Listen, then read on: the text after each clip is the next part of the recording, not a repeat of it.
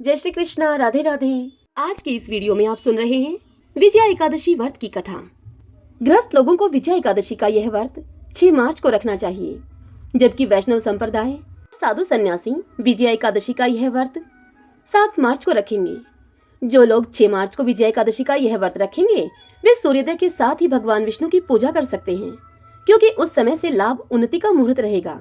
एकादशी के अगले दिन यानी कि द्वादशी तिथि पर शुभ मुहूर्त में एकादशी व्रत को खोलना चाहिए, तभी पूर्ण फल मिलता है।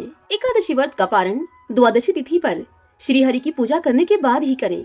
भगवान विष्णु को हल्दी, कुमकुम, मौली, नारियल, फूल अर्पित करें और उसके बाद पहला निवाला प्रसाद का ही ग्रहण करें।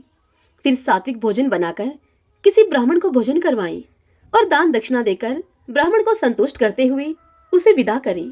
दान किए बिना यह व्रत संपन्न नहीं होता है। एकादशी व्रत खोलते समय लहसुन प्याज से युक्त भोजन न करें। जो लोग एकादशी का व्रत रखते हैं उन्हें द्वादशी तिथि पर चावल जरूर खाने चाहिए। ऐसा करने से कुयोनि की प्राप्ति नहीं होती, अर्थात उस व्यक्ति को कुयोनि में जन्म नहीं लेना पड़ता।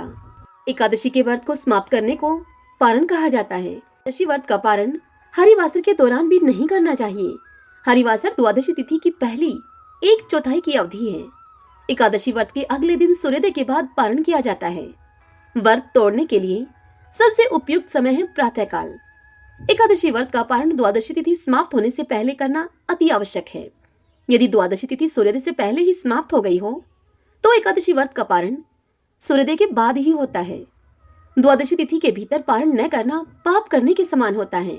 आइए भक्तजनों, अब हम फागुन मास के कृष्ण पक्ष में आने वाली इस विजया एकादशी व्रत की कथा का श्रवण करें। सभी बोलिए विष्णु भगवान की जय। ओम नमो भगवते वासुदेवाय। युधिष्ठिर ने पूछा भगवान श्री कृष्ण से, हे वासुदेव, फागुन माह के कृष्ण पक्ष में किस नाम की एकादशी होती है? कृपा करके मुझे यह बताइए।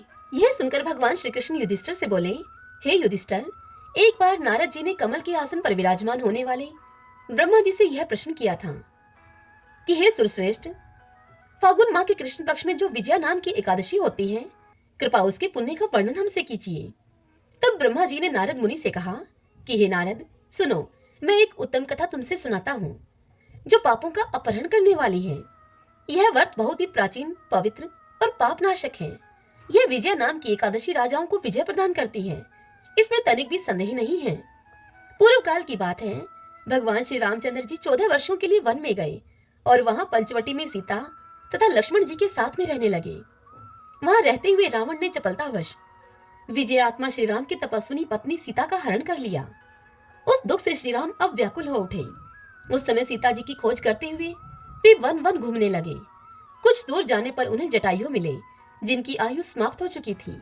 इसके बाद उन्होंने वन के भीतर कबंद नामक राक्षस का वध किया। फिर सुग्रीव के साथ उनकी मित्रता हुई। तत्पश्चात श्री राम के लिए वानरों की सेना एकत्रित हुई। हनुमान जी ने लंका के उद्यान में जाकर सीता जी का दर्शन किया और उन्हें श्री राम की चिन्ह स्वरूप मुद्रिका प्रदान की। यह उन्होंने महान पुरुषार्थ का काम किया था। वहां से लौटकर वे श्री रामचंद्र जी से मिले और लंका का सारा समाचार उनसे निवेदन किया। हनुमान जी की सारी बात सुनकर श्री राम जी ने सुग्रीव की अनुमति लेकर लंका को प्रस्थान करने का विचार किया और समुद्र के किनारे पहुंचकर उन्होंने लक्ष्मण जी से कहा, हे सुमित्रानंदन, किस पुण्य से इस समुद्र को पार किया जा सकता है? यह अत्यंत अगाध है और भयंकर जल जंतुओं से घिरा हुआ है। मुझे ऐसा कोई उपाय नहीं दिखाई देता जिससे कि इसको सुगमता से पार किया जा सके। श्री रामचंद्र जी की इस बात को सुनकर लक्ष्मण बोले कि महाराज, आप भी आदिदेव और पुराण पुरुष पुरुषोत्तम हैं। आपसे भला क्या छिपा है? यहाँ द्वीप के भीतर बगदालंबे नामक मुनि रहते हैं। यहाँ से आधे योजन की दूरी पर उनका आश्रम है। हे रघुनंदन, उन प्राचीन मुनीश्वर के पास जाकर उन्हीं से इसका उपाय पूछते हैं। लक्ष्मण की इस अत्यंत सुंदर बात को सुनकर श्री रामचंद्र जी ने महामुनि बगदालभ्य से मिलने के लिए गए। वहां पहुंचकर उन्होंने अपना मस्तक झुकाकर मुनि को प्रणाम किया। मुनि उनको देखते ही पहचान गए कि ये पुराण पुरुषोत्तम श्री राम जी हैं, जो कि किसी कारणवश मानव शरीर में अवतीर्ण हुए हैं। उनके आने से महर्षि को बड़ी प्रसन्नता हुई। महर्षि ने श्री राम से पूछा, हे श्री राम, आपका यहाँ कैसे आगमन हुआ? तब श्री राम बोले कि ब्राह्मण, आपकी कृपा से राक्षसों के सहित लंका को जीतने के लिए सेना के साथ समुद्र के किनारे में आया हूँ। हे मुने, अब जिस प्रकार समुद्र को पार किया जा सके वह उपाय आप बताइए। मुझ पर आप कृपा कीजिए। यह सुनकर भक्तालभ्य बोले, हे श्री राम, फागुन के कृष्ण पक्ष में जो विजय नाम की एकादशी होती है, उसका व्रत करने से आपकी विजय होगी। निश्चय ही अपनी वानर सेना के साथ समुद्र को आप पार कर लेंगे। हे राजन, अब इस व्रत की फलदायक विधि आप सुनिए। दशमी का दिन आने पर एक कलश स्थापित करें। वह सोने, चांदी, तांबे अथवा मिट्टी का भी हो सकता है। उस कलश को जल से भरकर उसमें पल्लव डाल दें। उसके ऊपर भगवान नारायण के स्वर्ण में विग्रह की स्थापना करें। फिर एकादशी के दिन प्रातःकाल आप स्नान करें। कलश को पुनः स्थिरता पूर्वक स्थापित करें। माला, चंदन, सुपारी तथा नारियल आदि के द्वारा विशेष रूप से उस कलश का पूजन करें। कलश के ऊपर सप्त धान्य और जौ रखें। गंध, धूप, दीप और भांति भांति के नैवेद्य से कलश का पूजन करें। कलश के सामने बैठकर वह सारा दिन उत्तम कथा वार्ता आदि के द्वारा व्यतीत करें और रात में भी वहां पर जागरण करें। अखंड व्रत की सिद्धि के लिए घी का एक दीपक भी जलाए रखें। फिर द्वादशी के दिन सूर्योदय होने पर उस कलश को किसी जलाशय के समीप, नदी, झरने अथवा पोखरी के तट पर ले जाकर वहां स्थापित करें और उसकी विधिवत पूजा करके देव प्रतिमा के सहित उस कलश को वेद वेता ब्राह्मण के लिए दान कर दें। हे महाराज श्री राम, कलश के साथ ही और भी बड़े बड़े दान देने चाहिए। हे श्री राम, आप अपने योद्धपतियों के साथ इस विधि से प्रतन पूर्वक विजय नाम की इस एकादशी का व्रत कीजिए। इससे आपकी विजय होगी। ब्रह्मा जी नारद मुनि से कहते हैं इस कथा को सुनाते हुए कि हे नारद, यह सुनकर श्री रामचंद्र जी ने मुनि के कथन के अनुसार उस समय विजय एकादशी का व्रत किया और उस व्रत के करने से श्री रामचंद्र जी विजयी हुए। उन्होंने संग्राम में रावण को मारा, लंका पर विजय पाई और सीता जी को प्राप्त किया। हे बेटा नारद, जो मनुष्य इस विधि से इस व्रत को करते हैं, उन्हें इस लोक में विजय प्राप्त होती है और उनका परलोक भी अक्षय बना रहता है। भगवान श्री कृष्ण इस कथा को सुनाते हुए युधिष्ठिर से कहते हैं कि हे युधिष्ठिर, इस कारण से विजया एकादशी का व्रत करना चाहिए। इस प्रसंग को पढ़ने और सुनने से वाजपेयी यज्ञ का फल मिलता है। सभी बोलिए विष्णु भगवान की जय। ओम नमो भगवते वासुदेवाय। सूत जी मुनियों से बोले कि हे विप्रवरों, अब आप एकादशी व्रत का महात्म्य सुनिए। एकादशी का व्रत मोक्ष प्रदाता है। एकादशी चाहे शुक्ल पक्ष की हो या फिर कृष्ण पक्ष की, उस दिन अन्न नहीं खाना चाहिए। जो एकादशी को अन्न खाता है वह अपना जीवन नष्ट करता है। एकादशी व्रत के इच्छुक को चाहिए कि दसवीं और द्वादशी को भी एक ही समय भोजन करें। एकादशी व्रत का महात्म्य जानने की इच्छा एक बार राजा पृथु ने नारद जी से प्रकट की। तब नारद जी ने राजा पृथु को जो कुछ बताया वही मैं तुम्हें बताता हूँ। नारद जी राजा पृथु से बोले कि हे राजन, गंगा के समान कोई तीर्थ नहीं, माता के समान कोई गुरु नहीं, विष्णु के समान कोई देव नहीं और अन्न न खाने के समान कोई तपस्या नहीं। शांति के समान संसार में कोई सुख नहीं, सत्य के समान कोई ज्योति नहीं और कार्तिक के समान मास नहीं है। ज्ञान से बड़ा कोई लाभ नहीं और एकादशी के समान दूसरा अन्य कोई व्रत नहीं। व्रत करने वाले को चाहिए कि प्रातः काल उठकर भगवान का पूजन करें, पुराणों की कथा सुने और रात्रि में जागरण करें। अब आप इस संबंध में एक प्राचीन कथा है, वह कहता हूँ, उसे सुनिए। हे राजन, नर्मदा नदी के तट पर गालो मुनि का एक बड़ा ही शोभायुक्त और मनोरम आश्रम था। उनका पुत्र भद्रशील भगवान विष्णु का परम भक्त था। भद्रशील अपने मित्रों के साथ भगवान की मूर्ति बनाकर उनकी पूजा किया करता था। उसके मित्र भी भगवान की पूजा करते थे। तत्पश्चात वह उन्हें उपदेश देता था कि वे एकादशी का व्रत भी करें। अपने पुत्र के उस चरित्र को देखकर एक बार गालो मुनि ने उससे स्नेहपूर्वक पूछा कि हे पुत्र, तुम हर समय भगवान विष्णु की पूजा अर्चना में लगे रहते हो तथा दूसरों को भी इसके लिए तुम प्रेरित करते हो। यह उपदेश तुम्हें किसने दिया? यह सुनकर भद्रशील ने सर्वप्रथम अपने पिता को नमन किया और फिर श्रद्धायुक्त होकर उससे कहा कि हे पिताश्री, मैं आपको अपने पूर्वजन्म का वृत्तांत बताता हूँ। मैं पूर्वजन्म में चंद्रवंश में धर्म कीर्ति नामक एक राजा था। मैंने दत्तात्रेय जी से शिक्षा ली थी। उस जन्म में मैंने 1000 वर्षों तक शासन किया, किंतु जीवन के उत्तरार्ध में दुर्भाग्यवश मैं बुरी संगत में पड़ गया। वेद मार्ग को छोड़कर मैं पाखंड के मार्ग पर चल पड़ा। जब मेरा आचरण बिगड़ा तो मेरी प्रजा का आचरण बिगड़ते भी देर न लगी। एक दिन की बात है, मैं शिकार खेलने के लिए वन में चला गया। उस दिन मैं भूखा प्यासा ही रहा। घूमते घूमते मैं नर्मदा नदी के तट पर आ पहुंचा। संयोगवश उस दिन एकादशी की तिथि थी। वहां अनेक वैष्णव भक्त भगवान का कीर्तन कर रहे थे। मैं भूखा प्यासा वहीं पर पड़ा रहा और रात्रि भर उनका कीर्तन सुनता रहा, क्योंकि भूख के कारण मुझे नींद तो आ न रही थी। इधर प्रातः होने पर उनका कीर्तन समाप्त हुआ और उधर मेरे प्राण निकल गए। यमदूत मुझे लेकर अब चित्रगुप्त जी के पास जा पहुंचे। चित्रगुप्त ने कहा कि मैंने बहुत सारे पाप किए हैं, किंतु एकादशी के व्रत के बाद चूंकि मेरे प्राण निकले हैं, इस कारण से मैं सभी पापों से मुक्त हो गया हूँ। यह सुनते ही स्वयं यमराज ने मुझे प्रणाम किया और फिर अपने दूतों को बताया कि एकादशी का व्रत करते हुए जिसके भी प्राण निकले हों, वह मनुष्य स्वर्ग का अधिकारी होता है। जो कोई अनजाने में भी एकादशी का व्रत करता है, उसके सभी पाप नष्ट हो जाते हैं। इसके बाद हे पिताश्री, मुझे एक सुंदर विमान में बैठाकर स्वर्ग भेज दिया गया। उसके बाद हजारों वर्षों तक इंद्रलोक और विष्णुलोक में निवास करने के बाद अब मैंने आपके यहाँ जन्म लिया है। नारद जी इतनी कथा सुनाकर राजा पृथु से कहते हैं कि हे राजन, एकादशी व्रत की महिमा तो अपार है। जो भी श्रद्धा भक्ति से इस कथा को पढ़ता है अथवा सुनता है, उसके समस्त पाप नष्ट हो जाते हैं और सब सुख भोग कर वह अंत काल में वैकुंठ का अधिकारी होता है। श्रीमन नारायण नारायण नारायण, श्रीमन नारायण नारायण नारायण। प्राचीन काल में एक लड़की का जन्म राक्षस कुल में हुआ, जिसका नाम वृंदा था। दैत्यराज कालनेमी जैसे राक्षस परिवार में पैदा होने के बाद भी वृंदा भगवान विष्णु की पूजा किया करती थी। जब वृंदा बड़ी हुई तो उसकी शादी जालंधर नामक दैत्य से हो गई। जालंधर काफी शक्तिशाली राक्षस था, जिसका जन्म भगवान शिव के तेज के कारण समुद्र से हुआ था। बलवान होने के कारण जालंधर को दैत्यों का राजा बनाया गया। वृंदा से शादी करने के बाद जालंधर की शक्ति और पराक्रम बढ़ता ही गया। उसे किसी भी तरह से हराना मुश्किल था। जालंधर के बढ़ते अहंकार और आतंक से सभी देवता परेशान थे। जालंधर की बढ़ती हुई ताकत के पीछे उसकी पत्नी वृंदा की विष्णु भक्ति और सतीत्व था। होते होते जालंधर अपनी शक्ति और अहंकार में चूर होकर स्वर्ग की देवियों पर काबू पाने की कोशिश करने लगा। अब इसी दौरान एक बार उसने माता लक्ष्मी को पाने का प्रयास किया, परंतु समुद्र से जन्म लेने के कारण माता लक्ष्मी ने उसे अपना भाई बना लिया। फिर उसकी नजर माता पार्वती पर गई और उन्हें पाने के लिए जालंधर ने मायाजाल रचा। अपने मायाजाल से जालंधर ने शिव का रूप धारण किया और माता पार्वती के करीब जाने की कोशिश करने लगा। उसी वक्त माँ पार्वती ने उसे पहचान लिया और जब तक जालंधर कुछ समझ पाता, वो अदृश्य हो गई। जालंधर के इस दुर्व्यवहार से पार्वती जी को काफी गुस्सा आया और इस पूरी घटना के बारे में उन्होंने भगवान विष्णु को बताया। इधर जालंधर भगवान शिव से पार्वती जी को पाने के लिए कैलाश पर्वत पर युद्ध कर रहा था। तभी भगवान विष्णु ने जालंधर को सबक सिखाने की ठानी।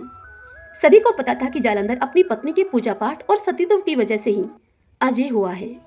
ऐसे में भगवान विष्णु ने जालंधर को हराने के लिए उसकी पत्नी का पतिव्रत धर्म भंग करने के लिए मायावी चाल चली। भगवान विष्णु एक साधु का रूप धारण करके वृंदा से वन में मिलने के लिए गए। उनके साथ दो मायावी राक्षस भी थे, जिन्हें देखते ही वृंदा डर गई। तभी भगवान विष्णु ने उन दोनों राक्षसों का वृंदा के सामने ही वध कर दिया। वृंदा यह देखकर समझ गई कि ये कोई आम व्यक्ति नहीं है।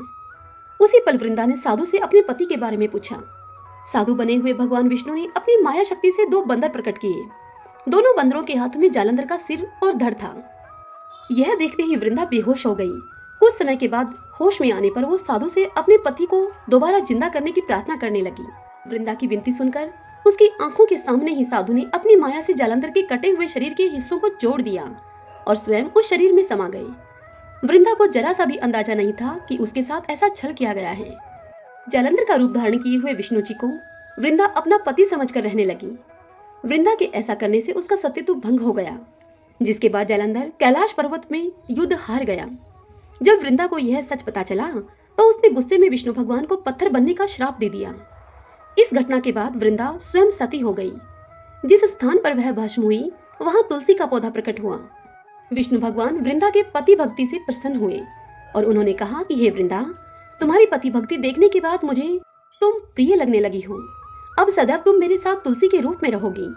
तुम्हारे तुलसी रूप का जो भी व्यक्ति मेरे शालिग्राम के साथ विवाह कराएगा, उसे 1000 गुना यश और पुण्य प्राप्त होगा। जिस भी मनुष्य के घर में तुलसी का वास होगा, उस घर में कभी भी असमय यमदूत नहीं आएंगे। आगे भगवान ने कहा कि तुलसी के पौधे की पूजा करने वालों को गंगा और नर्मदा में स्नान करने के बराबर पुण्य प्राप्त होगा। संसार में चाहे कोई भी मनुष्य कितना भी दुष्ट क्यों न हो, कितने भी पाप क्यों न किए हों, मृत्यु के दौरान उसके मुख में तुलसी और गंगा जल अवश्य दिया जाएगा। इससे वह अपने पापों से मुक्त होकर वैकुंठ धाम को जाएगा। इसके अलावा जो व्यक्ति तुलसी और आंवले के पेड़ की छाया में पितरों का श्राद्ध करेगा, उसके पितरों को मोक्ष मिलेगा। अभी बोलिए गौ माता की जय। महाराज दिलीप और देवराज इंद्र में गहरी मित्रता थी। देवराज इंद्र के बुलाने पर एक बार राजा दिलीप स्वर्ग गए। देव असुर संग्राम में देवराज ने महाराज दिलीप से सहायता मांगी। राजा दिलीप ने सहायता करने के लिए हामी भर दी और देवासुर युद्ध हुआ। युद्ध समाप्त होने पर स्वर्ग से लौटते समय मार्ग में कामधेनु मिली। तब राजा दिलीप ने पृथ्वी पर आने की आतुरता के कारण कामधेनु को देखा नहीं। कामधेनु को उन्होंने प्रणाम नहीं किया, न ही उनकी प्रदक्षिणा की। इस अपमान से रुष्ट होकर कामधेनु गाय ने राजा दिलीप को यह श्राप दे दिया कि मेरी संतान नंदिनी गाय यदि तुझ पर कृपा न करे तो फिर पुत्रहीन ही रहेगा। राजा को इस विषय में कुछ भी नहीं पता था, जिसके कारण राजा के कोई पुत्र नहीं हुआ और वे पुत्र न होने के कारण से स्वयं तथा महारानी और प्रजा के सभी लोग चिंतित रहने लगे और बड़े ही दुखी रहा करते थे। पुत्र प्राप्ति की इच्छा से महाराज दिलीप रानी के साथ कुलगुरु महर्षि वशिष्ठ के आश्रम पर पहुंचे। महर्षि सब कुछ समझ गए। महर्षि ने राजा से कहा कि यह गौ माता के अपमान के पाप का फल है। सुरभि गौ की पुत्री नंदिनी गाय हमारे आश्रम पर विराजती हैं। महर्षि ने राजा को यह आदेश दिया कि कुछ काल के लिए आश्रम पर रुककर मेरी कामधेनु नंदिनी गाय की तुम सेवा करो। यह सुनकर महाराज दिलीप ने गुरु की आज्ञा को स्वीकार कर लिया। महारानी सुदक्षिणा अब प्रातःकाल उस गौ माता की भली भांति पूजा करती थी। आरती उतारकर नंदिनी को पति के संरक्षण में वन में चरने के लिए विदा करती। राजा दिलीप दिन भर छाया की भांति उस नंदिनी गाय का अनुगमन करते, उसके पीछे पीछे रहते, उसके ठहरने पर ठहरते, उसके चलने पर चलते, उसके बैठने पर राजा भी बैठ जाते और उसके जल पीने पर राजा भी जल पीते। संध्या काल का समय होता, जब सम्राट के आगे आगे सद पर सुता बाल वत्सा नंदिनी आश्रम को लौटती तो महारानी देवी सुदक्षिणा हाथ में अक्षत का पात्र लेकर उसकी प्रदक्षिणा करके उसको प्रणाम करती और अक्षत आदि से पुत्र प्राप्ति रूप अभीष्ट सिद्धि देने वाली उस नंदिनी का विधिवत पूजन करती। अपने बछड़े को यथेच पयपान कराने के बाद धो ली जाने वाली नंदिनी की रात्रि में दंपति पुनः परिचर्या करते। अपने हाथों से कोमल हरित शश्व कवल खिलाकर यानी कि हरी घास खिलाकर उसको तृप्त करते और नंदिनी गाय के विश्राम करने पर वह स्वयं भी विश्राम करते, शयन के लिए जाते। इस तरह उसकी परिचर्या करते करते अब 21 दिन बीत गए। तब एक दिन की बात है, राजा दिलीप वन में नंदिनी का अनुराग करते हुए महाराज दिलीप की दृष्टि क्षण भर के लिए अरण्य की प्राकृतिक सुंदरता में अटक गई कि तभी उन्हें नंदिनी का आर्तनाद सुनाई दिया। वह नंदिनी गाय एक भयानक सिंह के पंजों में फंसकर चटपटा रही थी।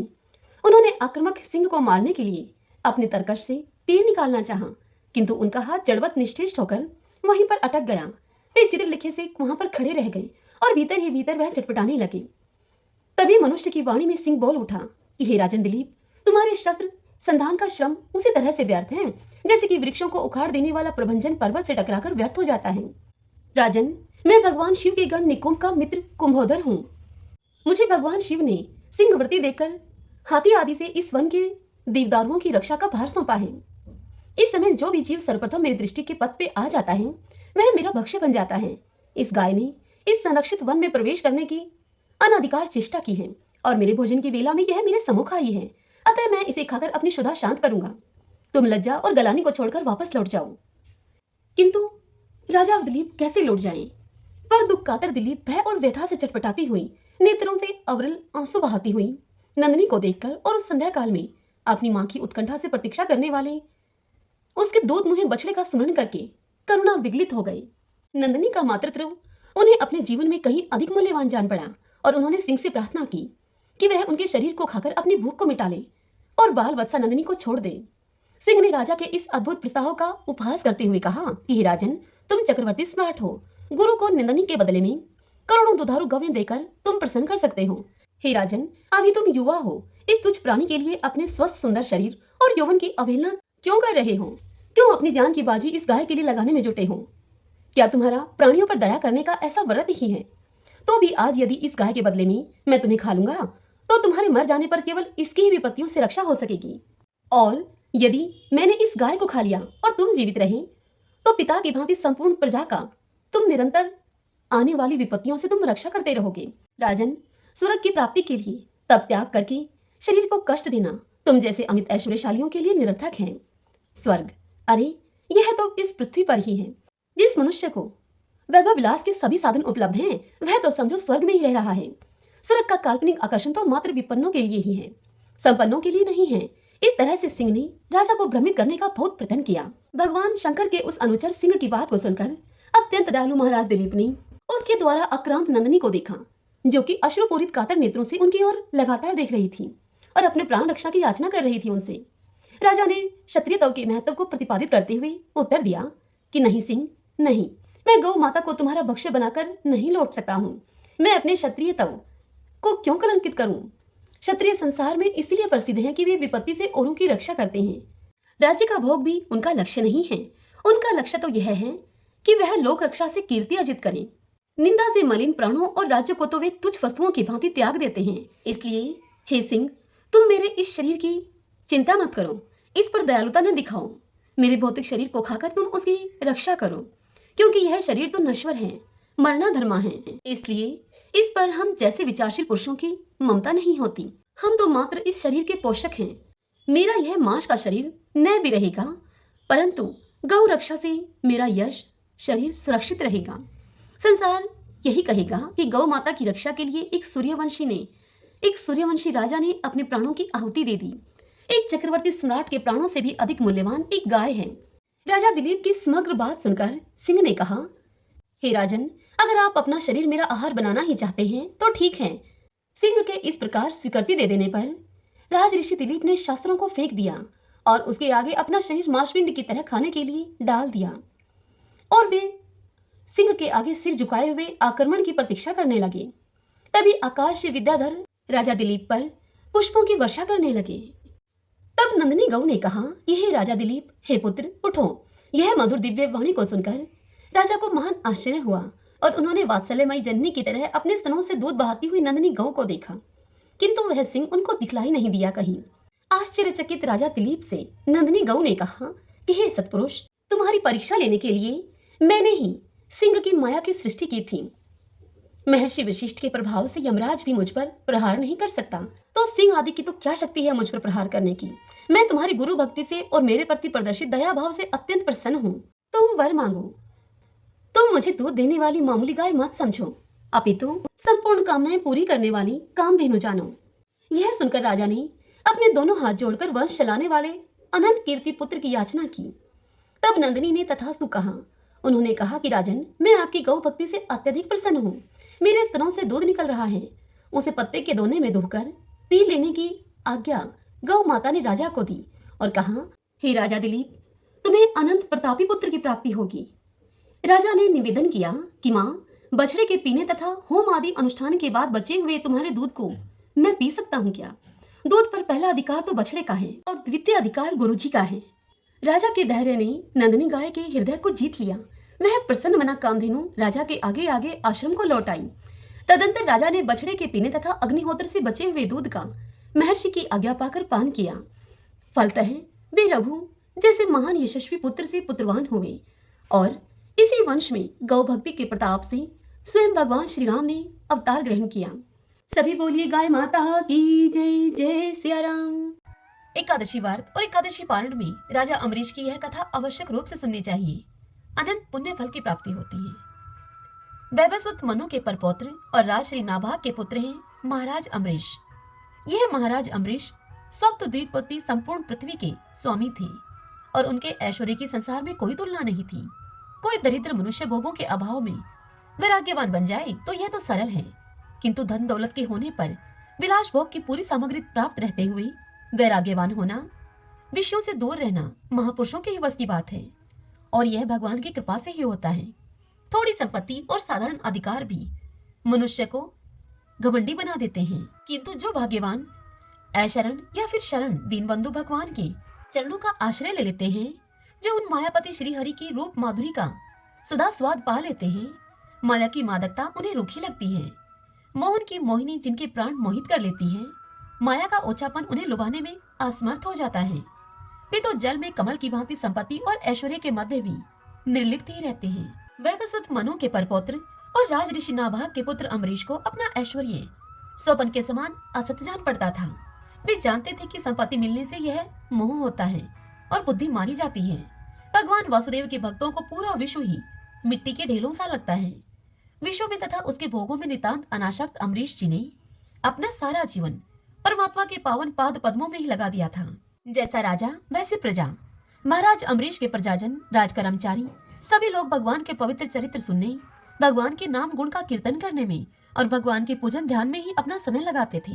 भक्त वत्सल भगवान ने देखा कि मेरे ये भक्त ये तो मेरे चिंतन में ही लगे रहते हैं, तो भक्तों के योगक्षेम की रक्षा करने वाले प्रभु ने अपने सुदर्शन चक्र को अम्बरीश तथा उनके राज्य की रक्षा में नियुक्त कर दिया। जब मनुष्य अपना सब भार उन सर्वेश्वर उन भगवान पर छोड़कर उनका हो जाता है, तब वे दयामय उसके योगक्षेम का दायित्व अपने ऊपर लेकर उसे सर्वथा निश्चिंत कर देते हैं। सुदर्शन चक्र अम्बरीश के द्वार पर रहकर राज्य की रक्षा करने लगा। अब राजा अम्बरीश ने एक बार अपनी पत्नी के साथ श्री कृष्ण को प्रसन्न करने के लिए वर्ष की सभी एकादशियों के व्रत का नियम किया। वर्ष पूरा होने पर पारण के दिन उन्होंने धूमधाम से भगवान की पूजा की, ब्राह्मणों को गौदान किया। यह सब करके जब वे अपने व्रत का पारण करने जा रहे थे, तभी वहां पर महर्षि दुर्वासा अपने शिष्यों के सहित पधारे। राजा ने उन सबका सत्कार किया और उनसे भोजन करने की प्रार्थना की।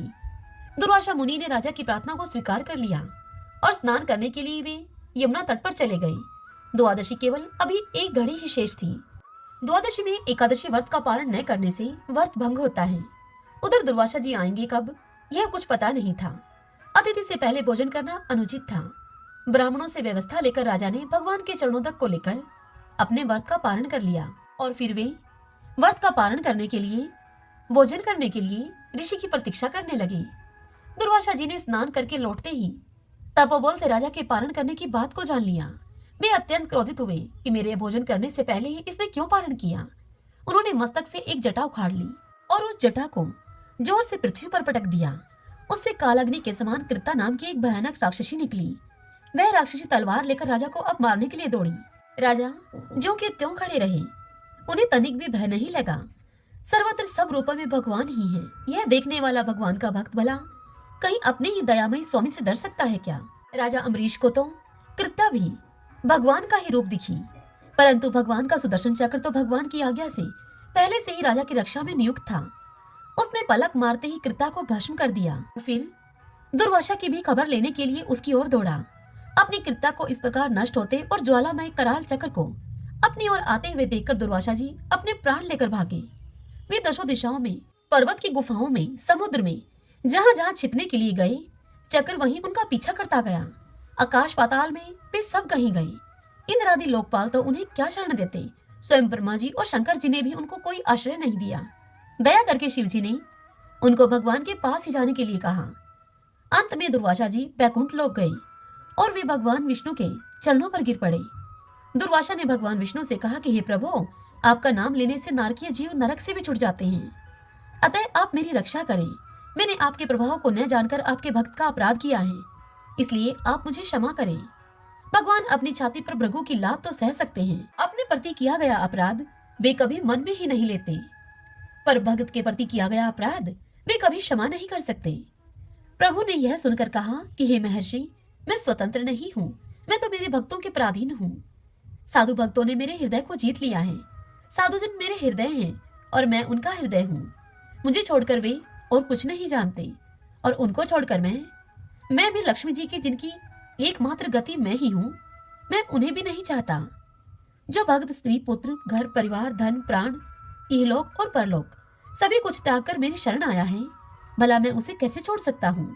जिस प्रकार पतिव्रता स्त्री अपने पति को अपनी सेवा से वश में कर लेती है, वैसे ही समदर्शी भगत जन मुझ में चित्त लगाकर मुझे भी अपने वश में कर लेते हैं। नश्वर स्वर्ग आदि की तो बात ही क्या है, मेरे भक्त मेरी सेवा के आगे मुक्ति को भी स्वीकार नहीं करते। मेरे ऐसे भक्तों के मैं सर्वथा अधीन हूँ।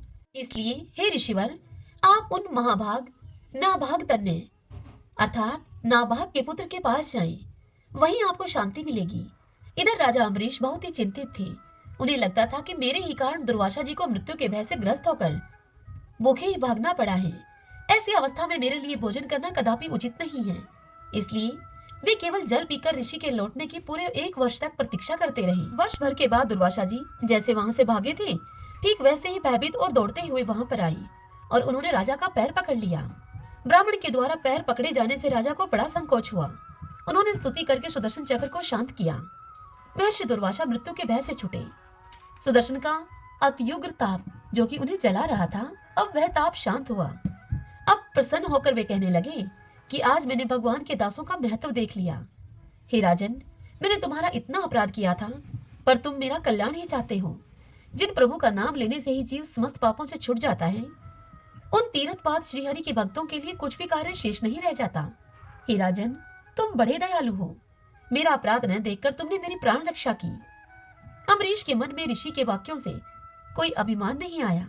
उन्होंने इसको भगवान की कृपा ही समझा। महर्षि के चरणों में प्रणाम करके बड़े आदर भाव से राजा ने उन्हें भोजन करवाया।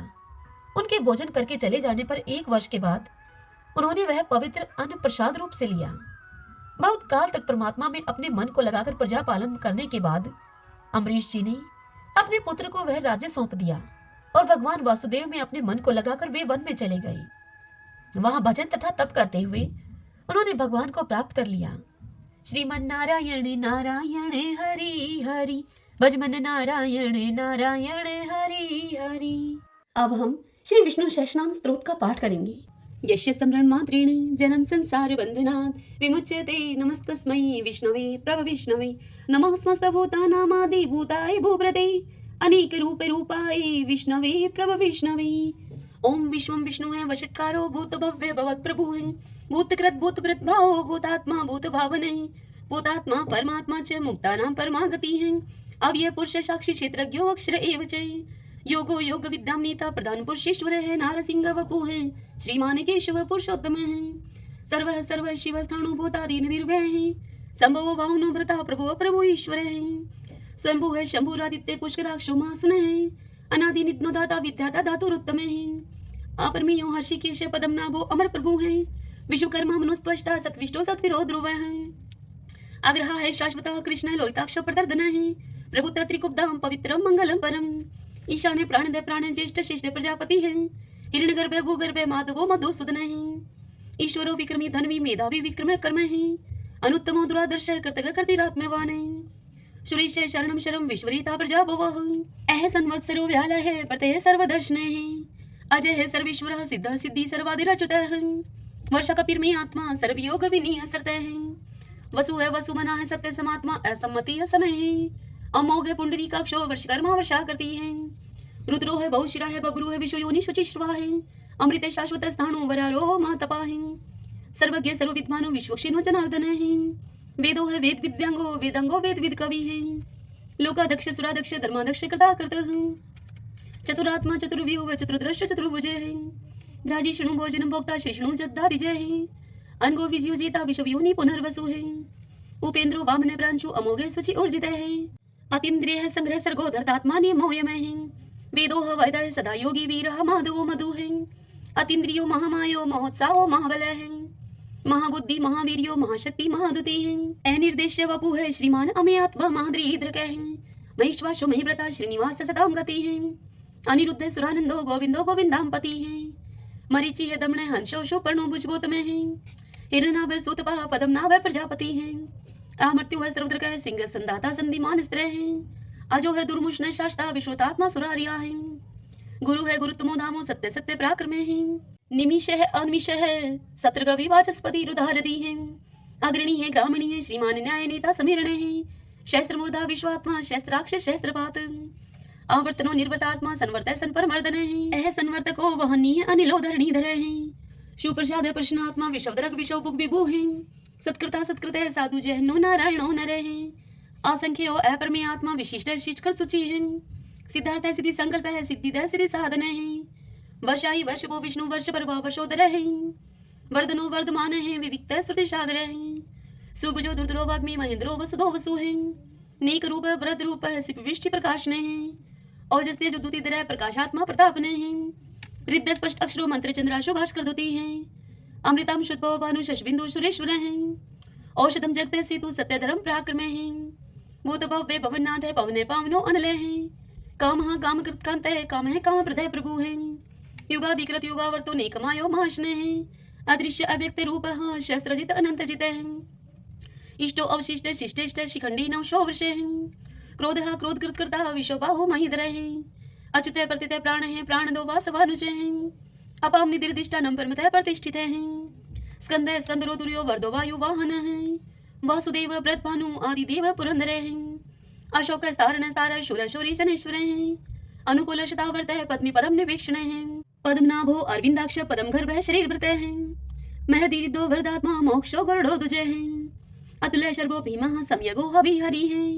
सर्वलक्षण लक्षणयो लक्ष्मीवान समिंतजय है। वीक्षरो रोहितो मार्गो हेतु दामोदर सह। महिधरे महाभागो वेगवान मिताशने है। उद्भव शोभनो देव श्रीगर्भ परमेश्वर है। करणम कारणम कर्ता विकर्ता गहनो गोवे है। व्यवसायो व्यवस्थाने संस्थाने स्थान दो ध्रुव। प्रार्दीप्रम स्पष्ट चतुष्ट पुष्ट शुभेक्षण है। रामो विरामो वीरजो मार्गो नेवन्यो अन्य है। वीर शक्तिमतम श्रेष्ठो धर्मोधरम विदुत्तम है। वैकुंठ पुरुष प्राणे प्राणदय प्रणवय प्रथु है। हिरण्यगर्भ शत्रुघ्नो व्याप्तो वायुर्दोक्षजे है। ऋतु है सुदर्शन काल परमेष्टि परिग्रह है। उग्र संवत्सरो दक्षो विश्रमो विश्व दक्षिण है। विस्तार स्थावर स्थाणु परमाणम बीजम व्ययम। अर्थो अनर्थो महाकोशो महाभोगो महाधने है। निर्विणय सत्विष्ट है अभू है धर्म यूपो महामख है। नक्षत्र नेमि नक्षत्री शमय शामय शमी हन है। यज्ञ इज महि जय चे कर्तुस्त्रम स्थाम गति है। सर्वदर्शी विमुक्तात्मा सर्वज्ञो ज्ञानम उत्तमम। सुवर्त सुमुख सूक्ष्म सुघोष सुखदय सुहृदय है। मनोहरो जीत क्रोधो वीरबाहु विधारण है। स्वप्ने सर्वशो व्यापी नेकात्मानेक क्रम कृत। वत्सलो वत्सलो वत्सी तरतन गर्भ धनेश्वर है। धर्म गोप धर्म कृत धर्मी शत अशत शरम अक्षरम। विज्ञाता शस्त्रांशु विधाता कृत लक्षण है। गपस्ती ने मी सत्वस्त सिंहो भूत महेश्वर है। आदिदेवो महादेव देवशो देव भ्रत गुरु है। उत्तरो गोपतिर गुप्ता ज्ञान गम्य पुरातन है। शरीर भूत भ्रत भुक्ता कपिंद्रो पुरी दक्षिण है। सोमको अमृतप है सोम है पुरुषित पुरुषोत्तम है। विनियुजे सत्य संधो दशरथ सत्वतम पति है। जीवो अभिनेता साक्षी मुकुंदो अमित विक्रम है। अंबो निदिर्णंतात्मा मोदधिशयो अनंत के है। अजय है माहर है स्वभाव जीता मित्र प्रमोदने है।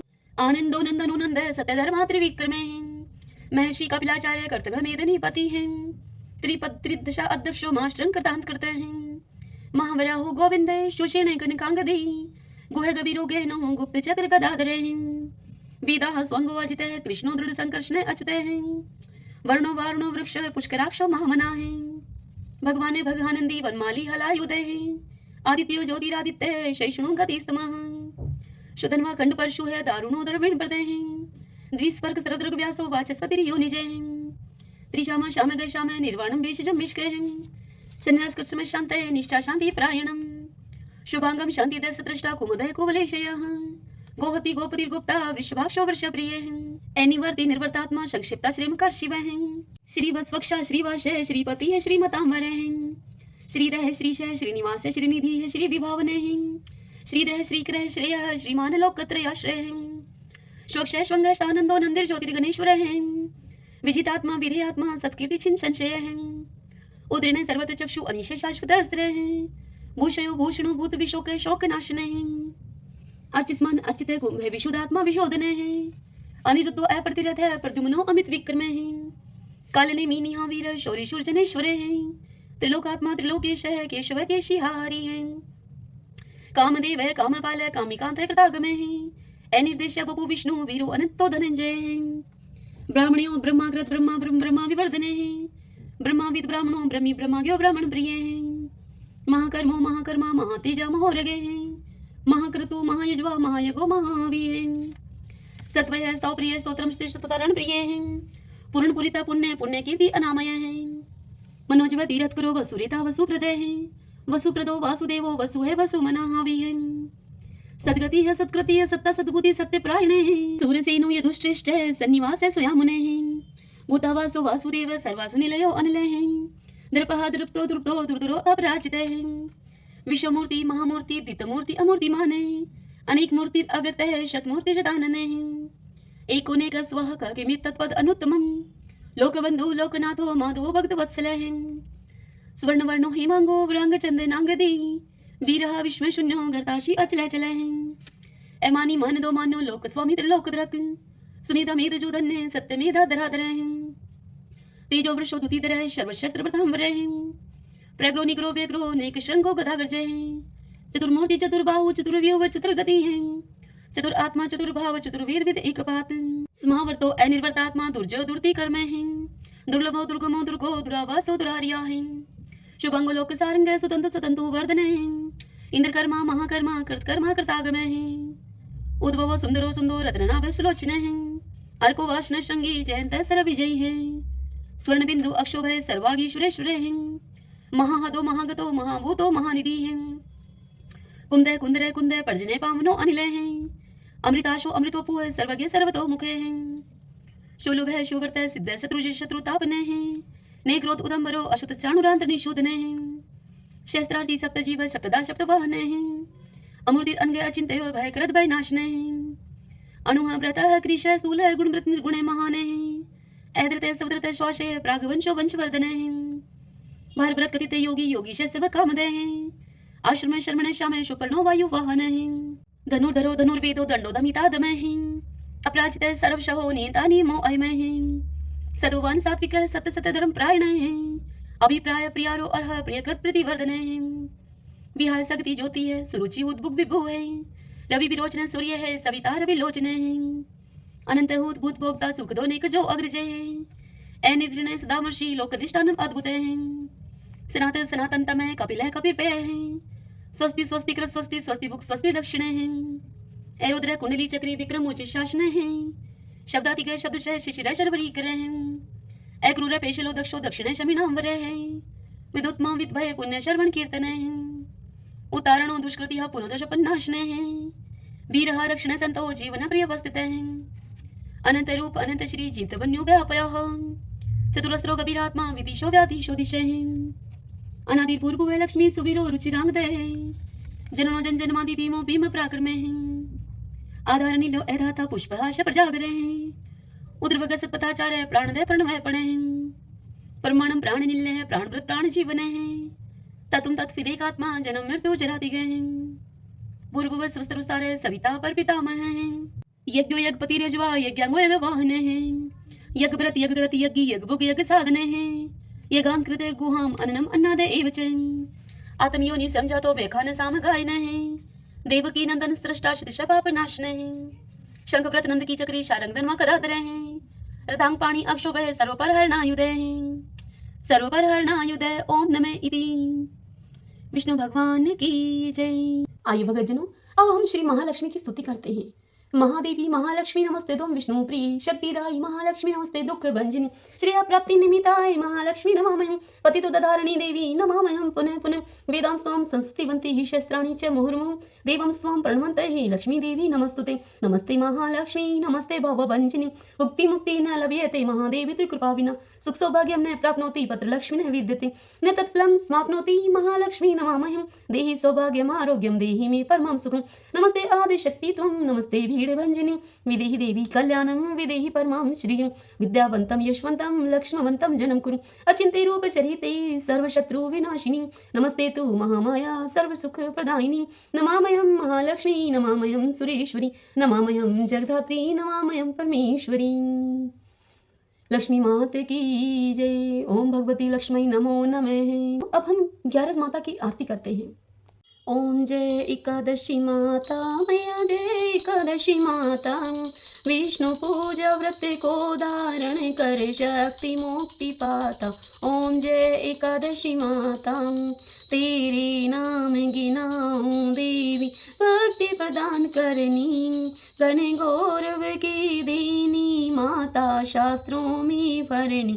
ओम जय एकादशी माता मार्ग शीर्ष के कृष्ण पक्ष की विश्व तारिणी जनमी मैया विश्व तारिणी जनमी शुक्ल पक्ष में हुई मोक्षदा मुक्तिदाता बनी आई। ओम जय एकादशी माता पौष के कृष्ण पक्ष की सफला नामक है शुक्ल पक्ष में हुई पुत्रदा आनंद अधिक रहे। ओम जय एकादशी माता नाम षष्ठीला माघ मास में कृष्ण पक्ष आवे शुक्ल पक्ष में जया कावे विजय सदा पावे। ओम जय एकादशी माता विजया फागुन कृष्ण पक्ष में शुक्ला आमल की पाप मोचनी कृष्ण पक्ष में चैत्र महाबली की। ओम जय एकादशी माता चैत्र शुक्ल में नाम कामदं धन देने वाली नाम भरुतनी कृष्ण पक्ष में वैशाख महावाली। ओम जय एकादशी माता शुक्ल पक्ष में होए मोहिनी अपराजेष्ठ कृष्ण पक्षी नाम निर्जला सब सुख करनी शुक्ल पक्ष रखी। ओम जय एकादशी माता योगिनी नाम आषाढ़ में जानो, कृष्ण पक्ष करनी। देवशनि नाम कहायो मैया, शुक्ल पक्ष धरणी। ओम जय एकादशी मातम। कामिका श्रावण मास में आवे, कृष्ण पक्ष कहिए। श्रावण शुक्ला होए पवित्र, आनंद से रहिए। ओम जय एकादशी मातम। आजा भाद्रपद कृष्ण पक्ष की, परिवर्तन शुक्ला। इंदिरा अश्विन कृष्ण पक्ष में, भवसागर निकला। ओम जय एकादशी माता। पापाने कुशाए शुक्ल पक्ष में, आप हरनिहारी। रमा मास कार्तिक में आवे, सुखदायक भारी। ओम जय एकादशी मातम। देव उठनी शुक्ल पक्ष की, दुख नाशक मैया। पावन मास में करूं मैं विनती, पार करो नैया। ओम जय एकादशी माता। परमा कृष्ण पक्ष में होती, जन मंगल करनी। शुक्ल मास में होए पद्मनी, दुख दारिद्र हरणी। ओम जय एकादशी माता। जो कोई आरती एकादशी की, भक्ति सहित गावे। जन गुरु दीता स्वर्ग का वासा, निश्चय वह पावे। ओम जय एकादशी माता। ओम जय एकादशी माता। ओम जय एकादशी माता। सभी बोलिए एकादशी माता की जय। श्री लक्ष्मी नारायण भगवान की जय। ग्यारस माता की जय।